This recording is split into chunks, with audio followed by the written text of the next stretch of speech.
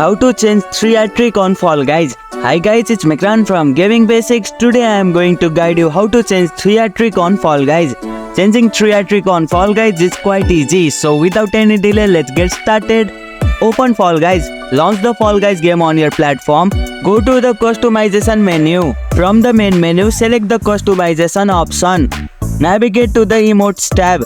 In the customization menu, look for the emotes or theatric tab.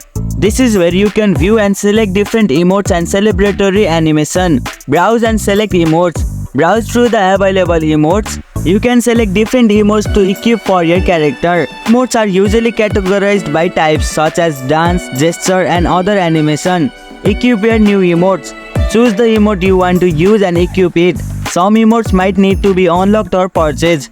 Apply changes. Confirm or apply the changes to ensure your new emotes are set. And here you go, it's done. That's how you can change your theatric on Fall Guys. If you liked our video, press the thumbs up and share button. If you have any question, comment down below and don't forget to subscribe the channel for more tutorials.